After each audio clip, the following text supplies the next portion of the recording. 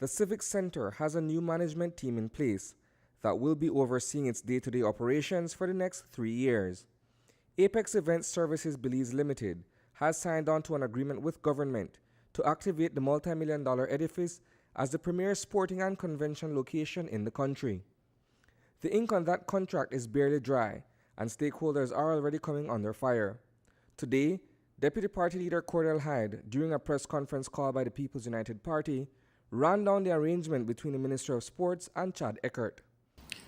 It's incredible that the government builds a $33 million building and then looks on us and say, well, we can't find anybody in the public service to manage it. We have 15,000 public officers. Some people say 17,000 public officers. Some of those persons are trained in some of the most prestigious universities in all the world. And you'll tell me you can't find one public officer or a few public officers who can manage a facility like that or learn to manage a facility like that. Something like that. Something more that don't make no sense.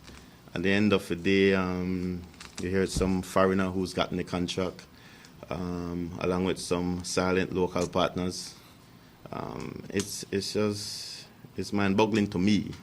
Indeed, the contract has been awarded to a Florida-based company. However, it has formed a local subsidiary to be headed by Belizeans. The decision to outsource the management of the building is one that Minister of Sports Patrick Faber firmly stands by, notwithstanding the disapproval.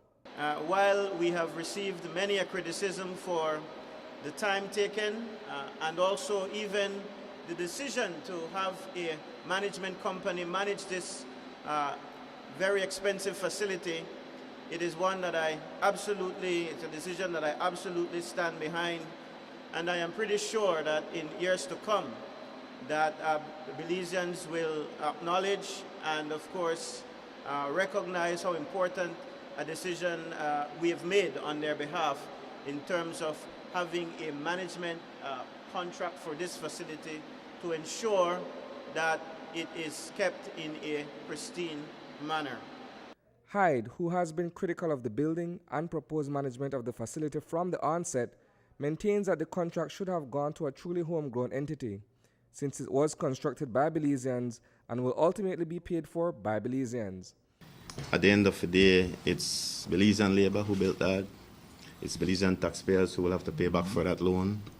But some group will own it, in effect. Some group will decide who uses it, when they use it, how they use it, and all that kind of stuff. I don't know, man. I've said before, if we ever reach the Belmar Plan, we should just tear that up. Tear up the contract, rubbish that, man. I don't see what's so incredibly difficult about managing a stadium. It's not rocket science. Since announcing the completion of the project in December 2017, the Civic Center had remained unused pending the outcome of a tendering process. Following that procedure, Faber says additional due diligence was done to ensure the company's credibility. I am absolutely happy. I am absolutely convinced that in signing this management contract that the government is operating in a manner that is fit and proper. I am pleased that under my leadership we can sign this agreement with such a reputable firm. You may have heard Christie say that even after the evaluation team did its work, that there was some extra work that we did with Apex. And I want the Belizean people to understand what happened. We wanted to make absolutely sure, 100%, that we are engaging with a company that has Belize's best interests at heart. We are engaging with a company that has a good and clean reputation internationally. And that is why the delay, we delayed a little bit in ensuring that all of those checks were done. Hyde's suggestion that the facility can be overseen and maintained by qualified persons within the public sector can be countered by an argument which takes into consideration an estimate of the overall operation expenses annually.